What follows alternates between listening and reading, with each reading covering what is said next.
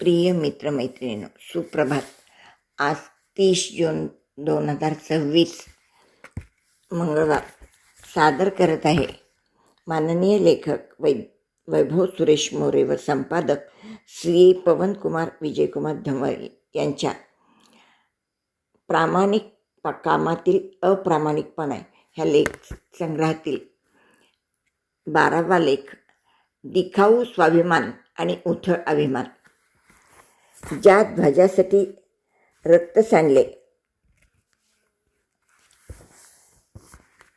तोच ध्वज आज वाऱ्यावर फाटताना पाहताना मन विषण्ण होते. आपल्या देशात आणि महाराष्ट्रात राष्ट्रपुरुषांची जयंती म्हणजे केवळ उत्सव नसून तो एक भावनिक सोहळा असतो.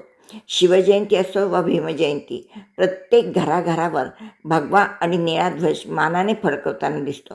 हा ध्वज म्हणजे आपल्या विजयाची पताका, आपल्या अस्मितेचा हुंकार असतो. प्रत्येक सामान्य माणूस अत्यंत प्रामाणिक भावनेने, श्रद्धेने हा ध्वज आपल्या घरावर लावतो.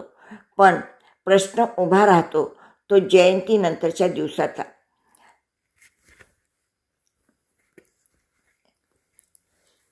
जयंतीचा उत्साह ओसरला की अनेक घरावर फडकणारे हे ध्वज जणू उपेक्षित होतात.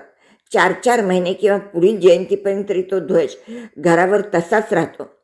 कडाक्याचे ऊन, वादळी वारा आणि पावसाचा मारा सोसत तो ध्वज हळूहळू रंगहीन होतो. धूळ मातीने मागतो आणि एक दिवस वाऱ्याच्या झोतात फाटून त्याचे तुकडे होतात. ज्या राष्ट्रपुरुषाच्या विचारावर आपण चालतो त्यांच्या प्रतीकांची ही दुर्दशा आपण स्वतःच्या डोळ्यांनी उघड्यावर पाहतो. जयंतीला डीजेच्या तालावर नाचताना आणि मिरवणुकीत ध्वज नाचवताना आपण स्वतःला मोठे भक्त किंवा अनुयायी म्हणून घेतो. पण तोच ध्वज सन्मानाने उतरून नीट घडी घालून ठेवण्याचे भान आपल्याला राहत नाही. हाच तो प्रामाणिक कामातील अप्रामाणिकपणा आहे. आपण वरवर श्रद्धेचा आणतो, पण आपल्या प्रतीकांचा सन्मान राखण्या इतकी शिस्त आपल्याला नसते. हा केवळ विसर नाही, तर ही एक मानसिकताच आहे. आपण उत्सवापुरते प्रामाणिक असतो, पण कर्तव्याच्या वेळी अप्रामाणिक होतो. फाटलेला ध्वज हा केवळ कापडाचा तुकडा नसून तो आपल्या राष्ट्रपुरुषांच्या विचाराची होत असलेली अवहेलना आहे. जर आपण आपल्या अस्मितेच्या प्रतीकाला ऊन पावसात सरताना पाहू शकतो, तर आपण खरोखरच त्यांच्या विचाराचे पैक आहोत का? हा प्रश्न आपण स्वतःला विचारण्याची गरज आहे. भारतीय ध्वजसंहितेनुसार राष्ट्रध्वजाचा सन्मान जसा करावा लागतो तसाच सन्मान आपण आपल्या दैवतांच्या ध्वजाचा करायला हवा. सामाजिक जबाबदारी म्हणून स्थानिक तरुण मंडळांनी जयंतीनंतर घरोघरी जाऊन हे ध्वज सन्मानाने उतरवण्याचे अभियान राबवावे असं मला वाटतं. स्वाभिमान गाडीवर पण विवेक कुठे? ज्या राजमुद्रेच्या दर्शनाने कधी मस्तक नतमस्तक व्हायचे, तीच राजमुद्रा आज चिखलाने माखलेल्या गाड्यावर पाहताना आणि ज्या ध्वजासाठी पिढ्यांनी रक्त सांडले तो ध्वज उन्हा पावसात फाटताना पाहताना आपला स्वाभिमान नक्की कुठे जागा असतो? अभिमानाची गोष्ट अशी की आज प्रत्येक मराठी माणसाच्या गाडीवर राजमुद्रा असते किंवा डॉक्टर बाबासाहेब आंबेडकरांची स्वाक्षरी असते. हे आपल्या अस्मितेचे दर्शन घडवणारे प्रतीक आहे, यात शंकाच नाही. पण हा स्वाभिमान केवळ स्टिकर लावण्यापुरता मर्यादित झाला आहे का? चिखल, घाण आणि आपली दैवते, जेव्हा ती गाडी खेड्यापाड्यातील चिखलातून, सांडपाण्यातून किंवा शेणमातीतून धावते, तेव्हा त्या गाडीवर उडणारे तुषार थेट त्या राजमुद्रेवर किंवा राष्ट्रपुरुषाच्या प्रतिमेवर पडतात. अनेकदा गाड्यांच्या नंबर प्लेटवर किंवा चाकाच्या जवळ ही प्रतीके लावलेली असतात. गाडीवर धुळीचे थर साचलेले असतात. गाडी अस्वच्छ असते आणि त्याच अस्वच्छ गाडीवर आपले आदर्श विराजमान असतात. हा प्रश्न नैतिकतेचा आहे. ज्या राजमुद्रेने स्वराज्याचा कारभार चालवला ती चिखलाने माखलेल्या गाडीवर असते. हा तिचा सन्मान आहे की अपमान? ज्यांनी आपल्याला स्वाभिमानाने जगायला शिकवले त्यांची स्वाक्षरी घाणीने माखलेल्या काचेवर पाहताच आपल्याला वेदना का होत नाही? हा प्रामाणिकपणाचा बुरखा नाही तर काय आहे. आपण जगाला दाखवण्यासाठी गाडीवर नाव टाकतो, पण त्या नावाची आणि प्रतिमेची प्रतिष्ठा राखण्याचे भान विसरतो. खरा स्वाभिमान हा गाडीच्या काचेवर नसून तो आपल्या वागण्यात आणि विचारात असायला हवा. जर आपण आपल्या दैवतांना चिखलातून फिरवणार असू तर तो आपल्या अभिमान नसून आपले अज्ञान आहे. प्रतीकांचा सन्मान राखण्यासाठी उपाययोजना. राष्ट्रपुरुषाची प्रतिमा, राजमुद्रा किंवा ध्वज लावणे हा आपला हक्क आहे, पण त्याची प्रतिष्ठा राखणे हे आपले कर्तव्य आहे. त्यासाठी खालील गोष्टीचे पालन करणे गरजेचे आहे. जयंती किंवा उत्सवानंतर जास्तीत जास्त 3 ते 7 दिवसाच्या आत घरावर लावलेला ध्वज सन्मानाने उतरवा. घडी घालून जतन उतरवलेला ध्वज स्वच्छ पुसून त्याची व्यवस्थित घडी घालून कपाटात किंवा देवघरात सुरक्षित ठेवावा. फाटलेल्या ध्वजाचे काय करावे?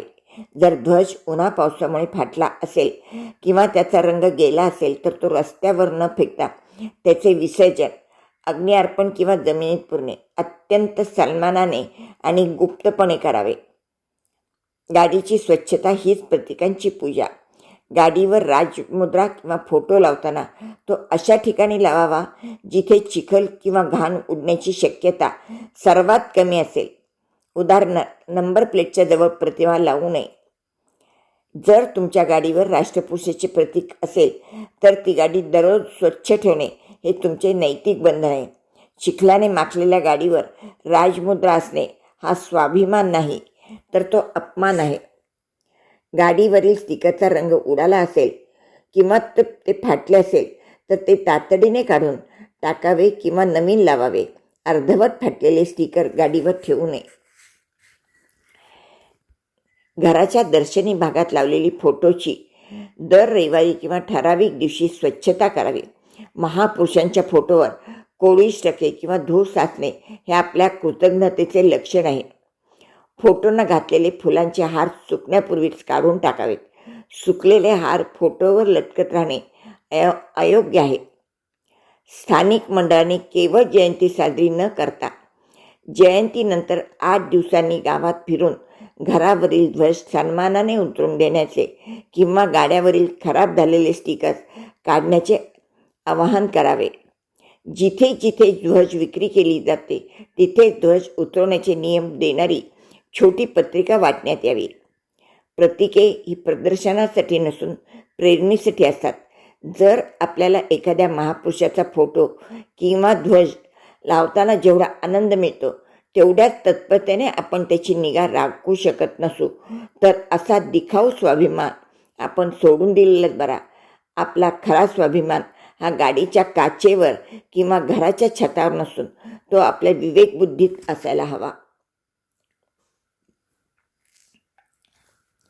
अस्मितेचा ध्वज लावला पण सन्मान राखला नाही. उन्हा पावसात फाटला तरी जीव आपला व्याकुळला नाही. गाडीवरच्या राजमुद्रा आणि अशोकाच्या चक्राला चिखलाचे तुषारे सोसावे लागतात. दिखाऊ स्वाभिमानापायी आमचेच आदर्श रोज अपमानित होतात.